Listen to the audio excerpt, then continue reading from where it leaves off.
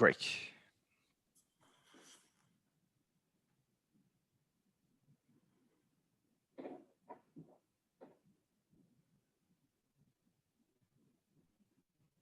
Okay.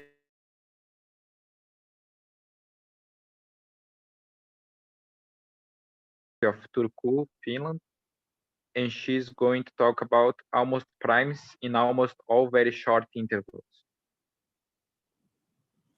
Okay, thank you very much for the invitation. It's nice to talk here, and I will talk about some almost primes in almost all short intervals. So the plan for the talk is as follows. First, I will discuss some background. I will start with talking about primes, and then I will go to primes in short intervals, and from there to primes in almost all short intervals, and then I add another almost by talking almost primes in short intervals, and then almost primes in almost all short intervals. So the number of almost gets larger when the talk proceeds. And in the second part, I will describe some methods that can be used for studying these almost primes in almost all short intervals, and in particular describe a proof of the main result of this talk. And then at the end, I will get back to what we actually showed. Okay, let me start with the background and get started with the basics about the primes. So in this talk, the letter P will always be a prime. So it's in the set of the prime numbers 2, 3, 5, 7, so on, so on. That is the natural numbers that are only divisible by 1 and themselves. And the first question is that many of you know the answer already, is that how many primes are there? So that was solved in 1896 by Hadamard and Pusin independently. They showed that if we look at the number of primes up to some large x, then the number of primes is about x over log x, and more precisely, it's about the logarithmic integral of 1 over log x. Oh, well, yeah. And this theorem of Hadamard and Pusin is called the prime number theorem because it tells us the number of primes. And so in sort of rough terms, it says that the sort of probability that an integer n is prime is about 1 over log n. So the density of primes around x is about 1 over log x. This is what the prime number theorem says. The average gap between prime of the size x is like log x. And how Hadamard and Pusin showed it was that they showed that the Riemann zeta function doesn't have any zeros with the real part of s equal to 1, and it was known that this is equivalent to the prime number theorem. So that's the way one got it. And if one had, say, the Riemann hypothesis, then one would get the prime number theorem with a very good error term. One would get that the number of primes up to x is this logarithmic integral plus an error term which is of size x to half plus epsilon for any epsilon. But this is something that we are very far from. So this is the basics about the primes and about the number of primes we have. And the next question is, what about primes in short intervals? If we just don't look all the numbers from 1 to x, but we take some segment of length, say h around x, is it true that the density of primes is still 1 over log x in this shorter segment? It could be like x to half, or it could be like log x to 10 or anything. If it's like x, then we are not really in the short interval, and the prime number theorem still gives us the number of primes. But if h is smaller than x, then we are in a short interval, and the prime number theorem doesn't tell us yet is the density of the prime still in this short segment, like 1 over log x.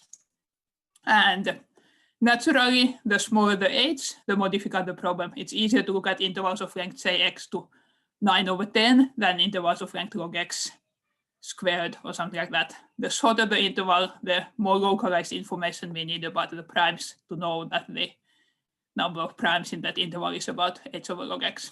And what is known about this problem is Huxley's prime number theorem, which says that if h, the length of the interval, is at least x to 7 over 12 plus epsilon, then we do have an asymptotic formula for the number of primes. We had the prime number theorem in short intervals. The number of primes in this segment of length h around x is about h over log x, as predicted by the prime number theorem, saying that the density of the primes is about 1 over log x.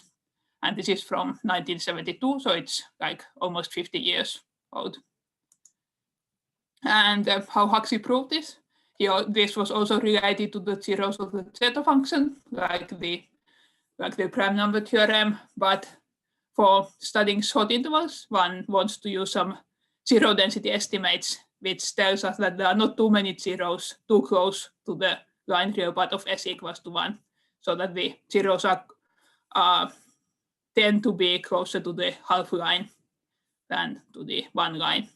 This is sort of the rough idea of the zero estimate. And there has been no improvements of this since 1972, except that Heath-Brown has managed to replace this plus epsilon by minus epsilon, essentially. So he has shown that for intervals of length x to 7 over 12 minus little of 1, one has still the asymptotic formula. And it was based on using a sieve method to get rid of some bad terms. But other than that, this hasn't been improved for 50 years because the Huxley's zero density estimate hasn't been improved on the critical case on the line where the real part of S is 3 over 4. This is the most critical thing for the prime number theorem in short intervals. And but here we get asymptotic formula for the number of primes. We get that the densities are happy with existence of primes in short intervals. For this one can do a bit better. Baker, Harman, and Pintz showed 20 years ago using Harman's sieve that if we look at intervals of length h with h at least x to 0.525, then we get a lower bound that is of correct order of magnitude. For some positive epsilon, we know that the number of primes in intervals of length x to 0.525 is at least epsilon times the expected number of primes. But if one looks at shorter intervals, then one doesn't even know that there exist primes. If we look at intervals of length, say x to half, then we don't know that there exist primes.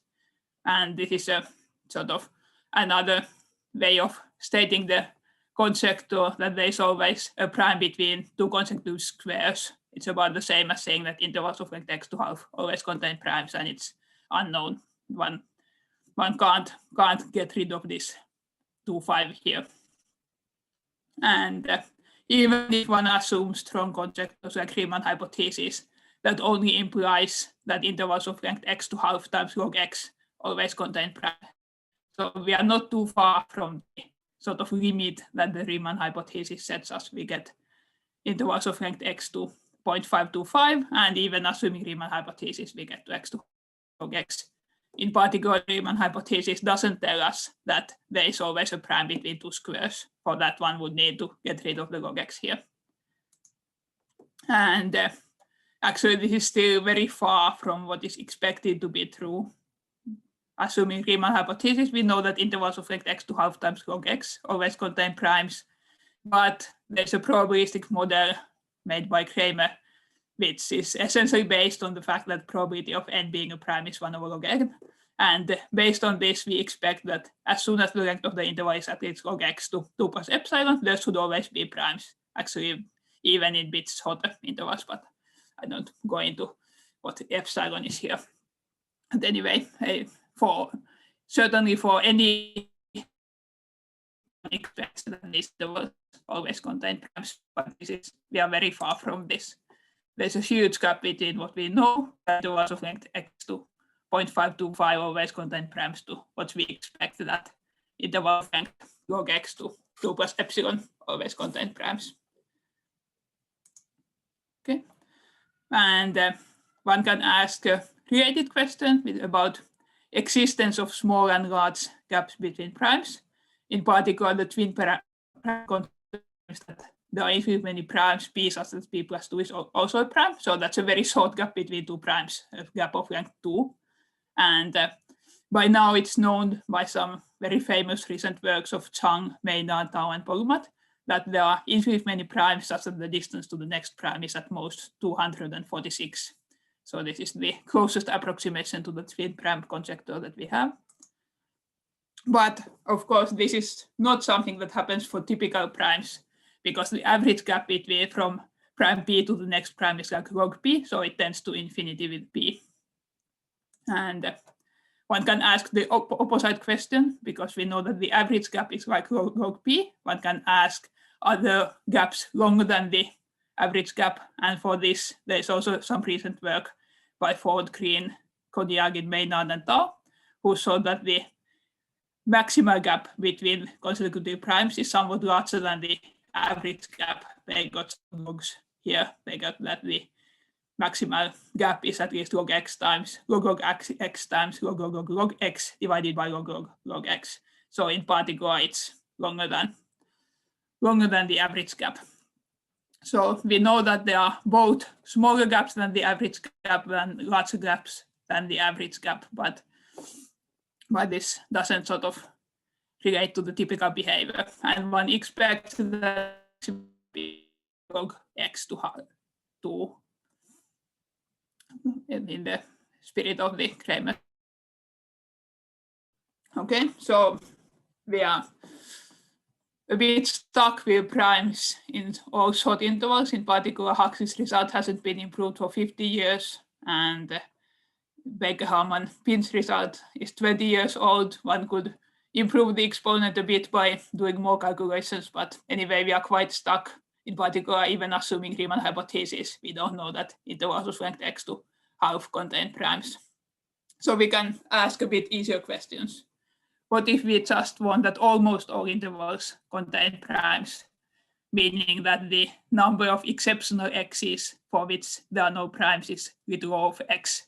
There are 0% of exceptions. What about this question? And for this, one can prove a variant of Huxley's prime number theorem. Remember that Huxley's prime number theorem said that for all x, this asymptotic hold if h is at least x to 7/12 plus epsilon. But if one just wants almost all x's, then one can do much shorter intervals. Then one can get a result for intervals of length x to 1/6 plus epsilon. And this is based on the same zero density estimate as Huxley's original prime number theorem for all short intervals, and it has also resisted any improvements for the 50 years.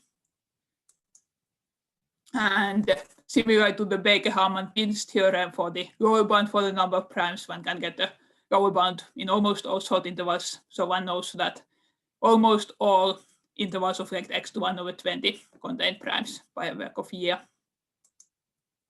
But again, we are quite far from what's expected to be true. By, again, probabilistic models, we expect that as soon as h tends to infinity, the interval of length h times log x contains primes for almost all x. So this is, if we take h to be fixed, then we expect that there's a positive proportion of intervals of this length that don't contain primes, but as soon as h tends to infinity with x as slowly as you wish, then we expect that almost all intervals of length h times log x contain primes for almost all x. And so this is the expectation. I have just written it a bit differently. I have moved the x by h log x and say that almost all x's in, say, x/2 to x contain primes. So this is what we expect to be true. But we are very far from establishing it because we have to take h to be like x to 1/20 by the result of here. And we can then add another almost here to make the problem easier. Still easier, we can ask similar questions about almost primes. That is, there are two sorts of almost primes. There are pk numbers that have at most k prime factors, and there are ek numbers that have exactly k prime factors. And there's definitely a difference between the difficulty in looking at these two, because the sieve methods can be used to study pk numbers, whereas the sieve methods don't spot ek numbers, because sieve methods by parity barrier can't distinguish between numbers with an even number of prime factors or odd number of prime factors. So for instance, trying to find numbers with exactly 2 prime factors is not a good task for sieve method. but trying to find numbers with at most, say 2 or 3 prime factors, there's no parity barrier there. So studying EK numbers is more difficult than studying PK numbers. And as for previous results for E2 numbers, that is products of exactly 2 primes, Teräväinen has showed that for almost all x, the interval of length log x to 3.51 contains products of exactly 2 primes. So as I said, sieve methods are not useful here, but it's still easier to study E2 numbers than primes because there is some bilinear structure. You look at products of 2 primes, P1 times P2, and you can, if you want just a lower bound for the number of primes, then you can say that we look only numbers where one of the prime factors is pretty small, say of size log x to 2 or log x to 3, and that makes things easier because you have some bilinear structure. I don't discuss that work more, but I just say that if one is allowing more prime factors, say looking at E3 numbers, then Teräväinen gets a result for intervals of length log x times log x to 6 plus epsilon. And if one looks at EK numbers in Teräväinen's paper, then he gets here k minus 1 times iterated logarithm to some power. So the more prime factors one allows, the shorter intervals one gets into. And this is thanks to having the trilinear structure or multilinear structure in those cases, and one can take the primes to be from convenient intervals to get the results. And as for the PK numbers, Wu has shown that all intervals of length x to 101 over 232 contains P2 numbers. So this holds for all x, and note that this is quite a bit shorter than the x to half log x, which was known for the primes and the Riemann hypothesis. So P2 numbers and E2 numbers are easier to deal with primes. The results are quite a bit better. Here we get log x to 3.51, whereas for the primes we needed x to 1 over 20, and here we get much shorter interval also. And so from now on, I will talk about PK numbers, that is numbers with at most k prime factors, and I will concentrate on studying them in almost all short intervals. Sorry, Kaisa. Can I ask a question? So is there a question now? No. I just wanted to know.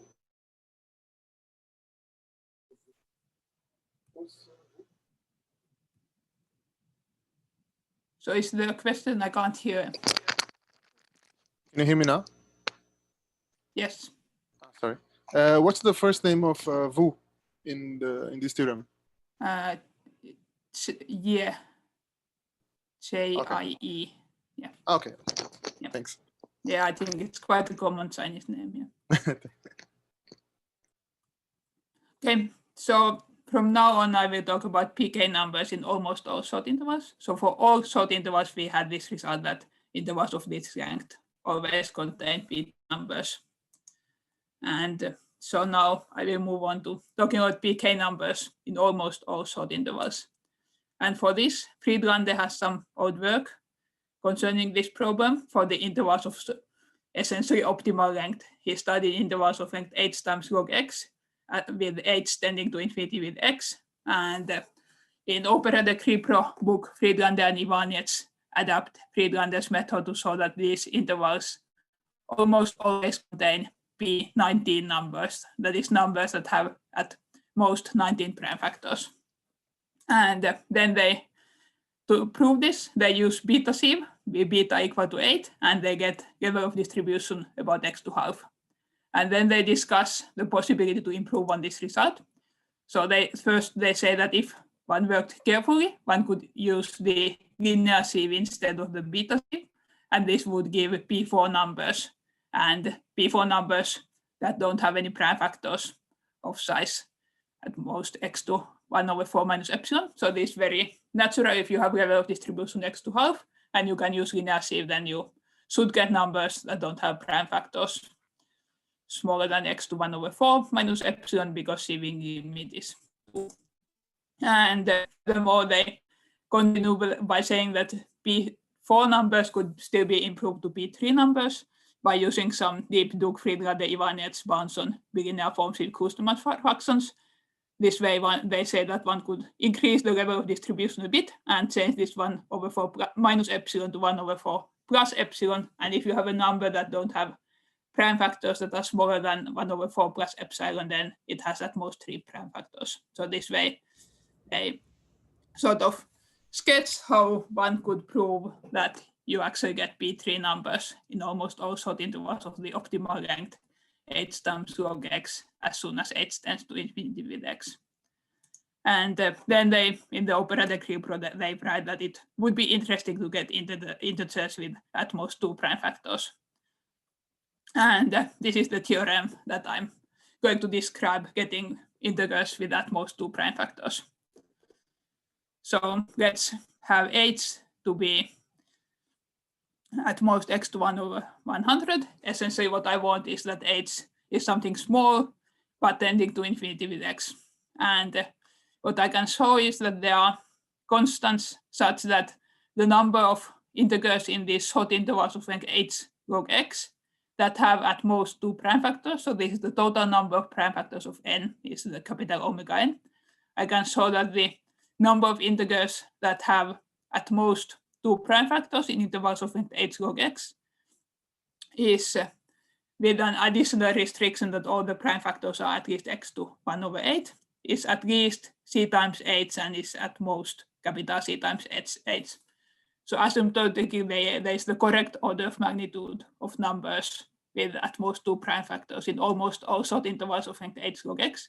The exceptional set has measure x/h, so that as soon as h tends to infinity with x, we get the result with an exceptional set of size equal of x. And here the restriction that the prime factors are at least x to 1/8 is needed for the upper bound because there are a bit more numbers with 2, supposed to be a bit more numbers with 2 prime factors. If you look at numbers that have one small prime factor and 1 large prime factor, then the density of these is log x over log x. So that's why in order to have the upper bound hold, I have this additional condition. But the point really is the lower bound, that there exist primes, products of at most 2 primes in intervals of length h log x, almost always as soon as h tends to infinity with x. And the upper bound is much easier, and it follows directly from the work of Friedlander, because to get an upper bound, you can move from having at most 2 prime factors. You get an upper bound if you look at numbers that have at most 19 prime factors. So Friedlander does works for this case, but I will concentrate on the lower bound, how to prove that almost always these intervals contain products of at most 2 primes. And let's first give a brief description of the proof. We use Richert's weighted sieve with well-factorable weights and also Vaughan's identity. And to use this, we need a level of distribution which is somewhat larger than x to half to get products of at most 2 primes, but the level of distribution x to 5/9 is sufficient. And this we get from the Richert balance for averages of Kloosterman sums. And one could get the level of distribution at least 4 or 7 and probably a bit better still, but I didn't optimize this because it's products of 2 primes and there is no chance to get products of 1 prime. So there's no point for this application to try to optimize the level of distribution more. Okay, so let me go into a bit more details. I will describe these methods that I'm using in the proof. The short interval I'm looking at, and I write Pz for the product of all primes up to z. And I take z to be a power of x, a smallest power of x, and I take y to be x to half.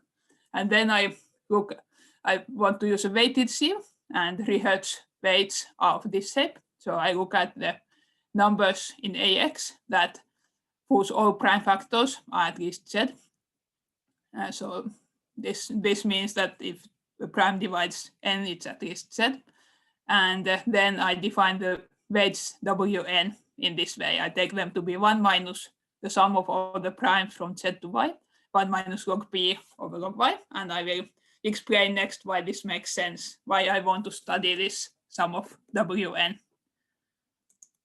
So I look for an upper bound for this sum. So if we look at this carefully, this sum over p, we can actually remove the condition that p is between z and y if we want to have an upper bound.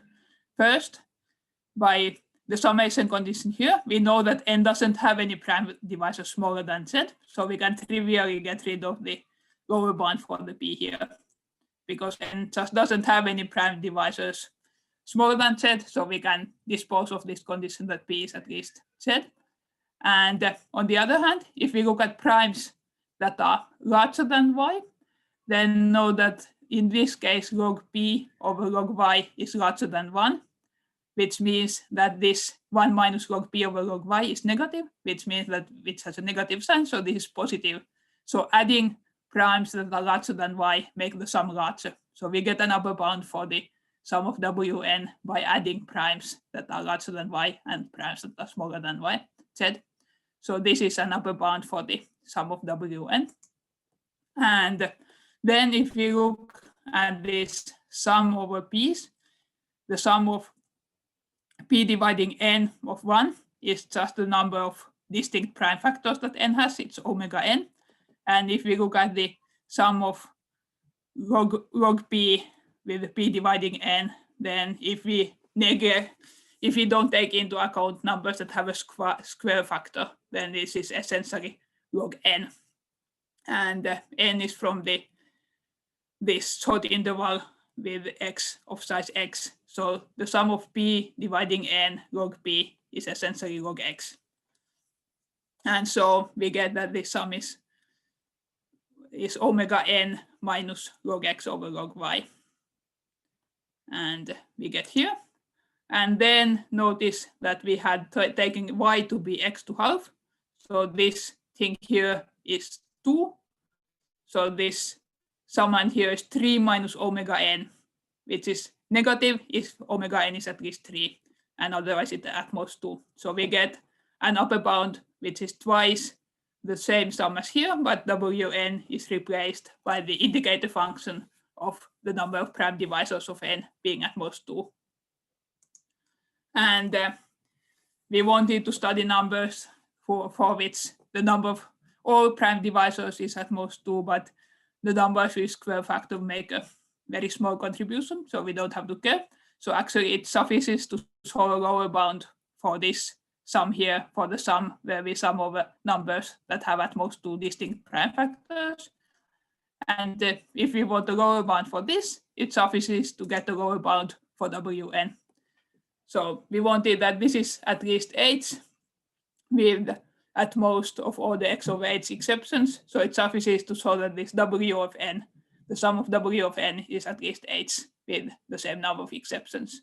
So this is the idea of the weighting, some sort of weights for n. It spots the numbers that have only few prime factors. In this case, we spot numbers that have at most 2 prime factors using these weights. And so it suffices to show that the Wn defined here, the sum of Wn is at least of order h.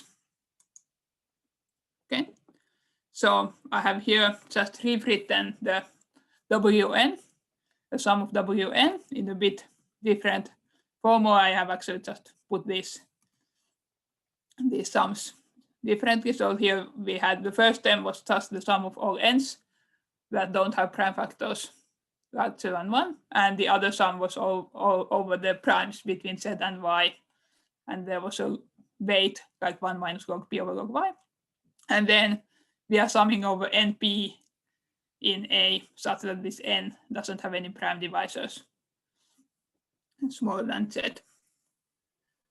and we want to get a lower bound of size h. And now these sums here look like something that the sort of normal sieve theory gives us upper and lower bounds. And that's what we want to do. We want to use a sieve to get the lower bound for this and an upper bound for this in order to get the lower bound for the Wn. And from sieve theory, we know that we have some sieve weights alpha d plus and alpha d p minus, such that if we look at the indicator function of numbers that don't have small prime factors, we get an lower and upper bound by taking the convolution of the sieve weights with the function 1.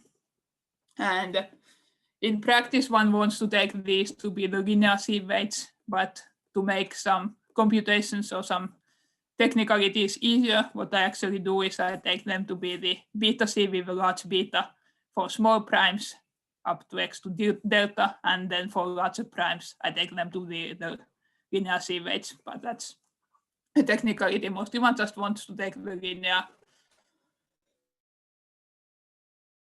for the.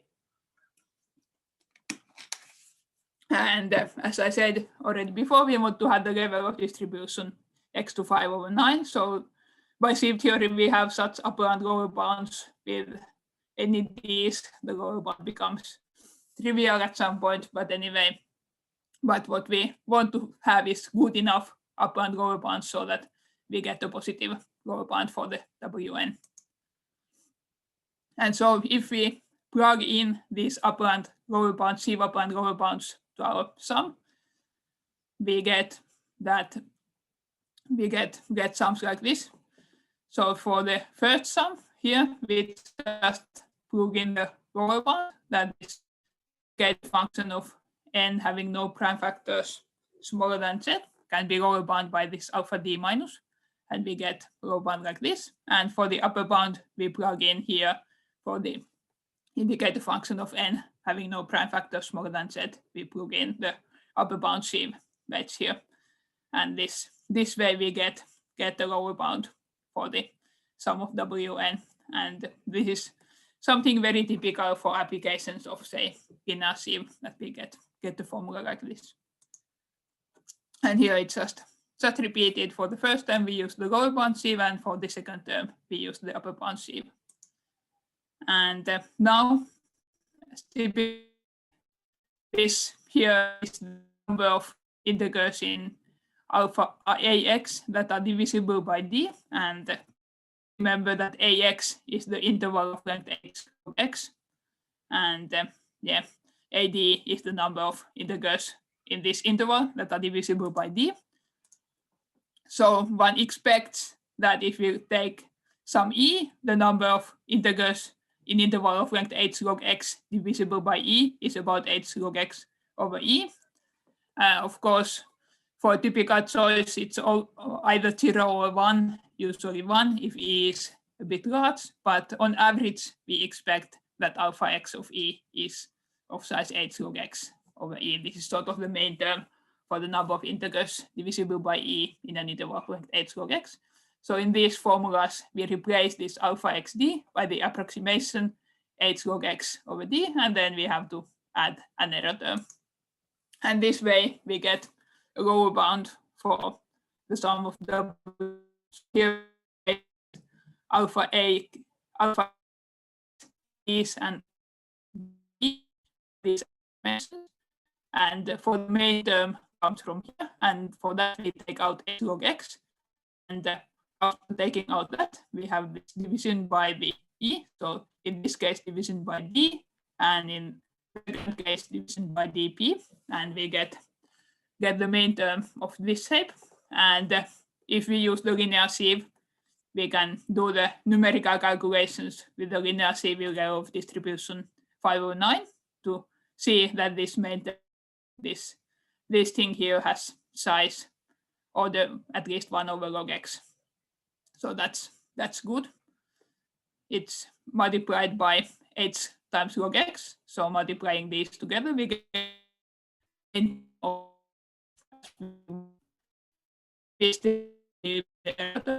so from plugging in the approximation for axe in this case, we get an error term like this. And for plugging it in the second case, we get a different error term. So here we have to study sort of a type 1 sum in these very short intervals. Okay, so if we plug in this lower bound we have for the main term, that we need that the main term is of size 1 over log x here, and we got the 8, and then have the error terms here, we get this ws is at c for some epsilon over 3 the previous slide, and then we got these error terms epsilon e minus and e plus that were defined as a type 1 sums like here. And then we wanted to solve, in order to get the products of at most 2 primes in almost all short intervals, we wanted to show that this sum of Wn is of order 8, except for x over 8 exceptions. And this happens if we can show that epsilon e minus and e plus are of size at most c times 8 with x over 8 exceptions. In that case, we get the lower bound c times 8 for almost all x. And this follows if we can show that the mean square of these error terms, both of these, is at most of order 8 times x, because plugging in here 8 c8, we get 8 squared here and x over 2 here. So this is what we now want to solve. We have reduced our problem to show the mean square for the e plus sums. So we want the mean square estimate for type 1 sum in almost all short intervals. Sorry. So this is what we need to solve. I have replaced the generic, the coefficients alpha d minus and the coefficients here by generic coefficient lambda d. So in case of e minus, we have lambda d to be alpha d minus.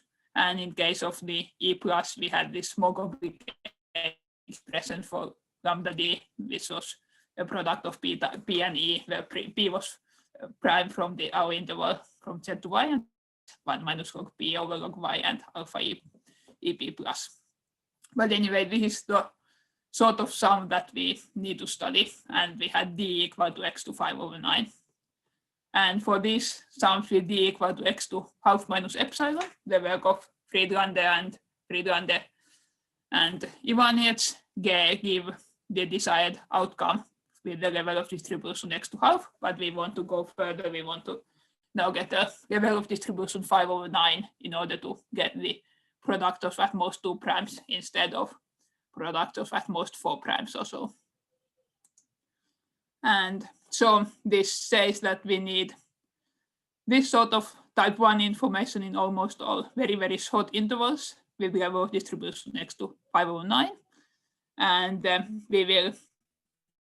we can't show it for generic lambda d's, but in our cases, we have some linear structure in the coefficients of lambda d, which will be useful. So in case of alpha d minus, these are essentially the linear sieve weights, and we know that they are very factorable, so that we can make this a linear form, and we can make it we can place this into a product factor, a convolution of a factor of size x to 2 over 9 and another factor of size x to 3 over 9, or whatever we want. And in case of these e plus coefficients, we can use, if we wanted, we could use the well factorability of these alpha pluses, but this e will be pretty small, so that's not so useful anymore. But then we can use Vaughan's identity to this p to get some factors on a suitable ranges. So both of them have some linear structure, which will be useful for getting the desired level of distribution 5 over 9.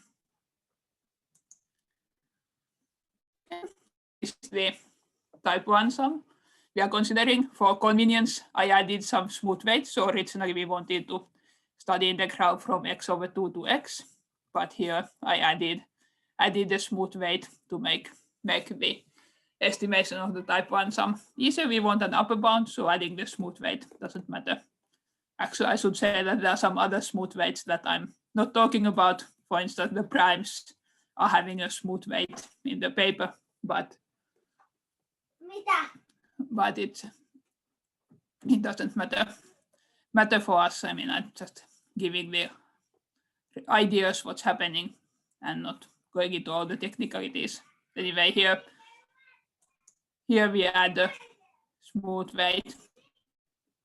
And so what the upper bound that I get for this is the weight. I'm sorry if there's some background noise. My daughter is having a bad day, I guess. Anyway,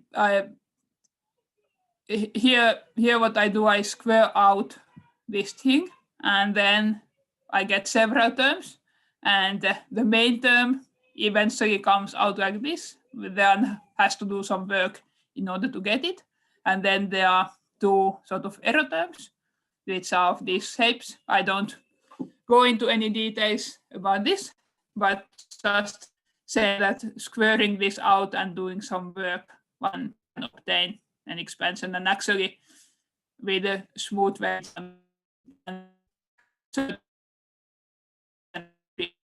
instead of getting just an upper bound. But here, I can estimate the first and third lines are easier. They can estimate it using the definition of the sieve coefficients, the lambda d's.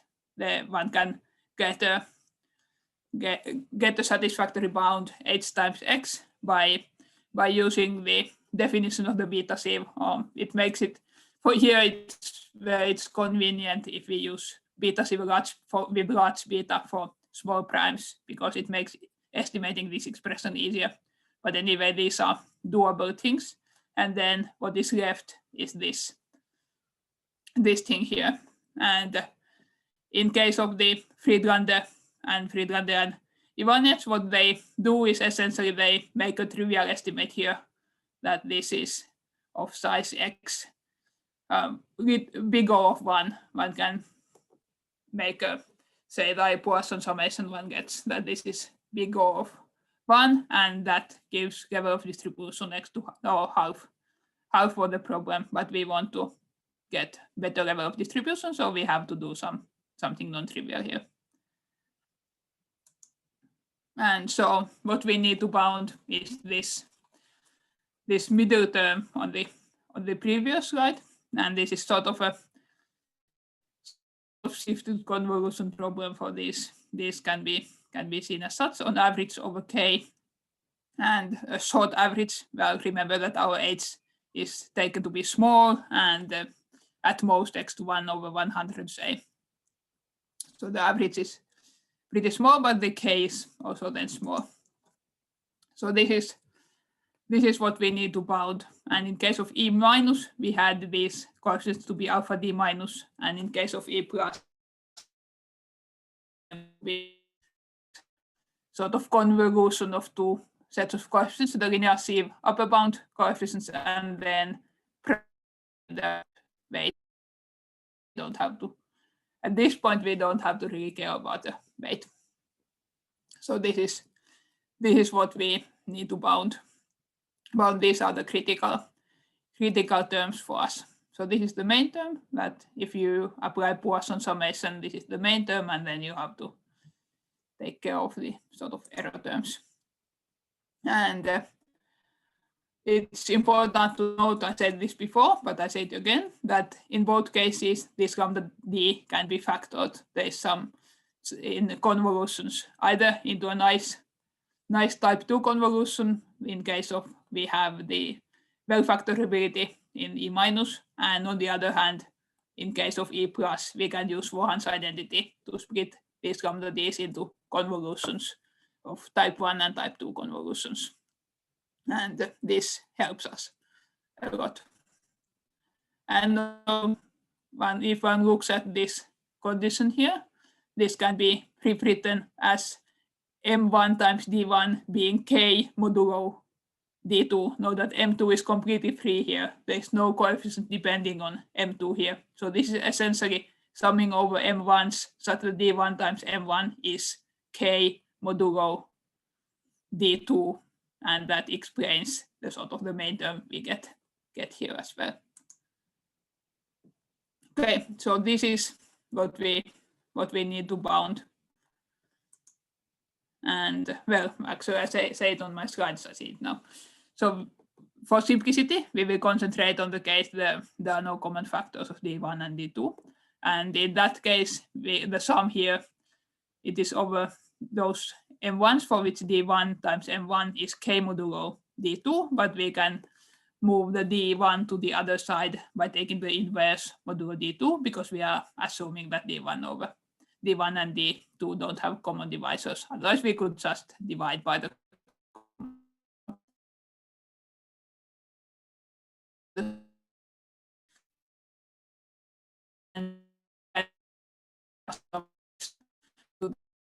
sum here, sum with the smooth weight G of M1s, and M1 is in the residue class of D1 inverse times K modulo D2. And so the Poisson summation, we can estimate this to be of size H at most, and then Poisson summation keeps us the lambda D1 and lambda D2 with the same conditions. And from the sum here, because we are looking at, we have the weight with the D1 over X, we get here X over D1, and from the concurrence condition, we get 1 over D2, and the additional exponential factor here coming from the concurrence condition here is K times D1 inverse divided by D2, and L is then the variable.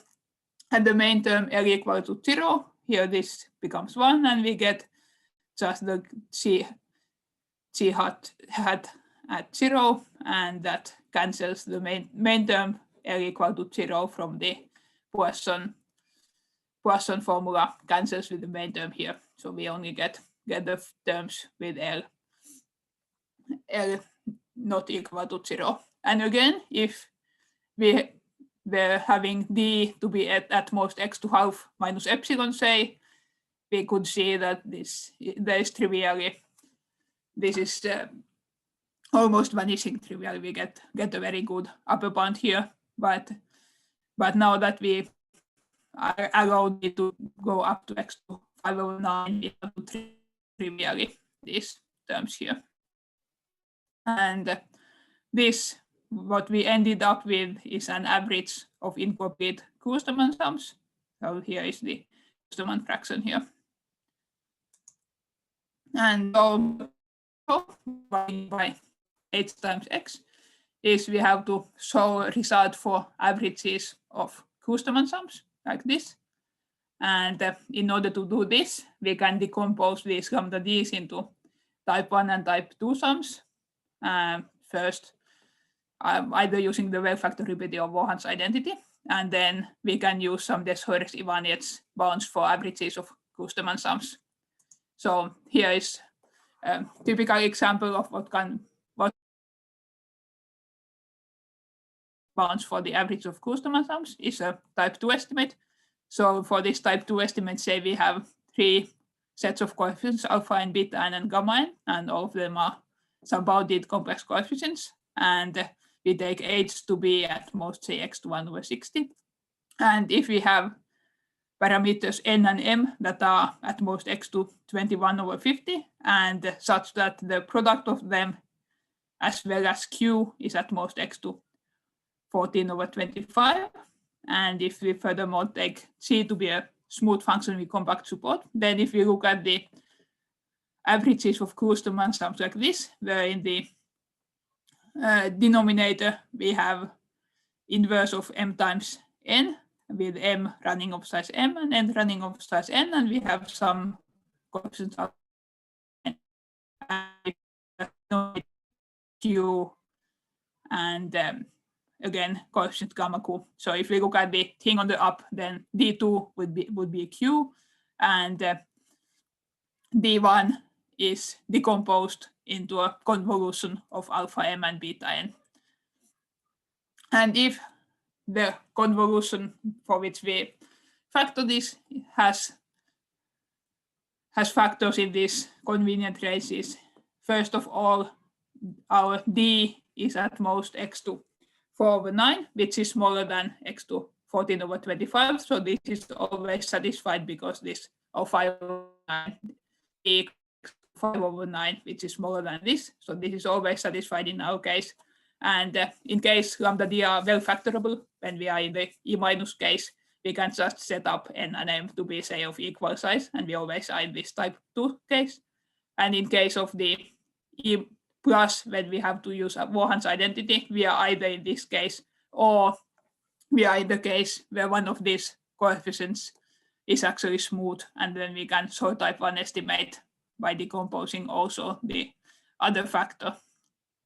And if both of them are type 1 sums, we are happy, and if one of them is type 2 sum, we are happy by this estimate. So in any case, we get the desired bound for the average of Kloosterman sums by using the Des-Hoyos 1H bounds, and this gives us what we needed with the level distribution x to 5/9. And as I said, this is not optimized in particular. We could directly take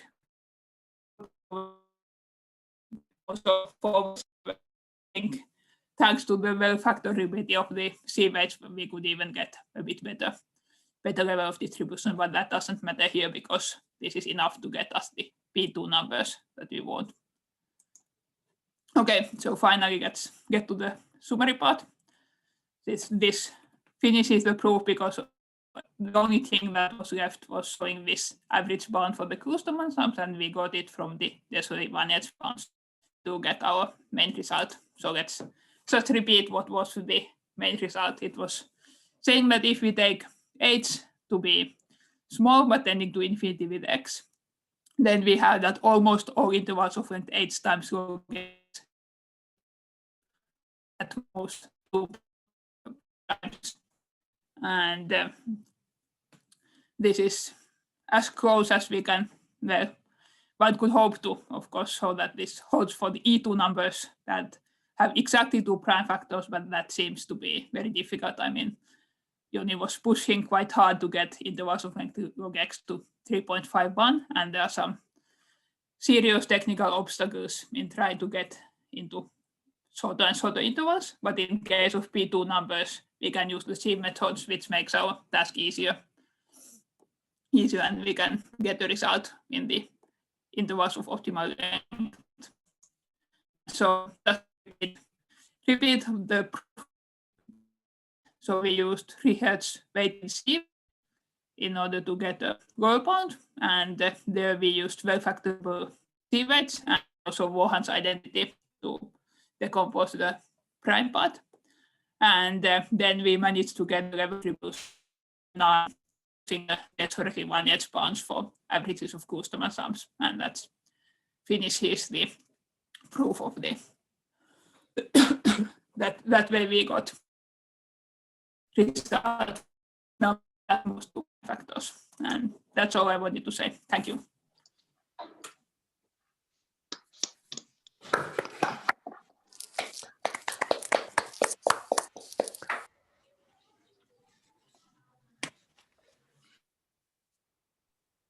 Thank you, Kaisa, for the nice talk. So we have time for questions. Does anyone has a question? Yeah, I have a question. So I was thinking, can you show maybe that sufficiently short intervals necessarily contain a number with, say, at most 2,000 prime factors, but with a given parity of the number of prime factors?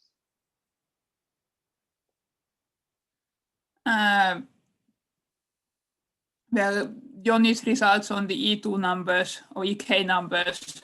Right, but can you do to that? Yeah. And is there a chance to prove something like that for intervals as short as the ones you are working with? If the number of prime factors doesn't tend to infinity, then no. But if one looks at, say, numbers with 2,000, exactly 2,000 prime factors, here he has an 999 times iterated logarithm. So it's a very, very short interval, but it's, he doesn't get to anything tending to infinity, but as the number of prime factors grows, the number of iterations of the log grows as well. Yeah, thanks.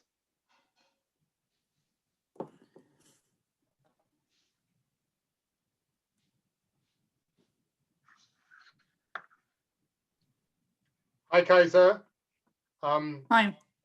I have a couple of small questions. So my understanding is that you chose to use the Richert weighted sieves and the Desiree Evaniech estimates just because those are things that were good enough for your application. Is that right? That I guess in principle one could so one could do, I guess, the weaker thing of just using Bettin and Chandy, where you don't need well-factorability, but that would only give a weaker level of distribution. Or if you were trying to get stronger things, you could be using sort of weighted sieves of Greaves type, but they're sort of more complicated in various things. And so your main aim was you wanted to get the number of prime factors down to 2, and this was something that was a clean way of getting something that was sufficient.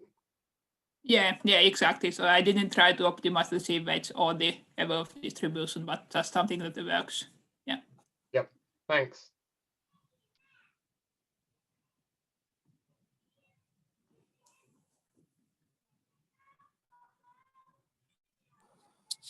So I had a small question because I get a bit confused. So I thought Bettin Chandy would simply not be enough for 2 primes, right? For P2s. Because it's too small of a level of distribution. Sorry, could you repeat your question? Oh, okay. So I thought that Bettin Chandy gives you a level of distribution which is not sufficient. So I haven't checked what level of distribution I give, but I don't think it's 5/9, which is quite close to the limit of what I need. But perhaps if one optimizes the sieve so I think Bettin Chandy. So it might.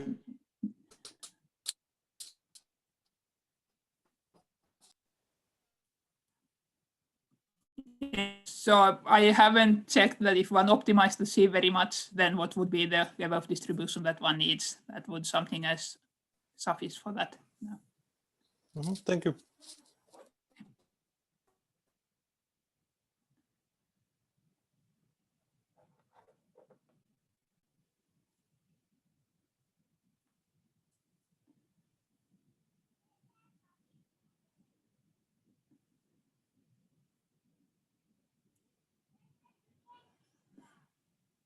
There are more questions?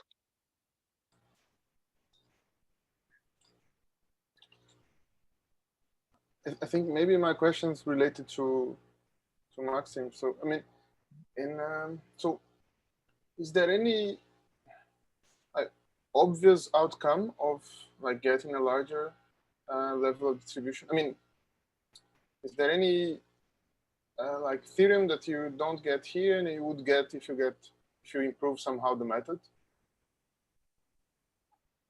So I don't see a result that one would get by optimizing more, because you can't get to 1 prime factor. And also I haven't I don't know if there are other applications for getting a good level of distribution in very short intervals. I see.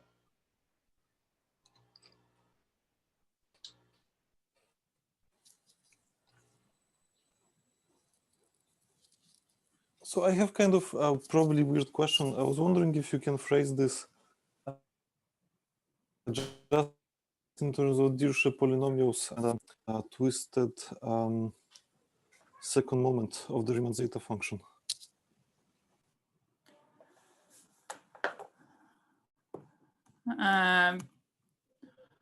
Usually one loses something when one goes to the Dirichlet polynomials, but I think this is very closely related to sort of getting asymptotic formula for the twisted second moment, say. Yeah. So I never understood. The arithmetic information is essentially the same that you have in those cases, and it's very similar. Yeah, it's very similar. Yeah. So I never understood why one loses something when one goes to Dirichlet polynomials in this problem.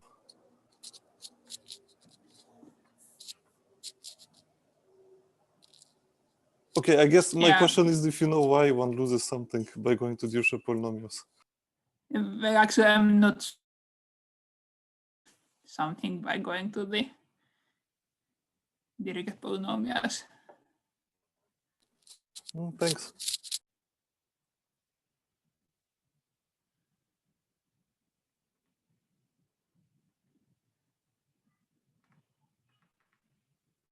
So I think one might be able to use the asymptotic formulas for the twisted moments, but I felt it's easier to directly go to the Kloosterman sums, and in particular more transparent than using those that are eventually based on the same averages of Kloosterman sums, but there's a lot of work for the main terms in that case, and in my case there's not a lot of work for the main terms. So I find this sort of more transparent approach.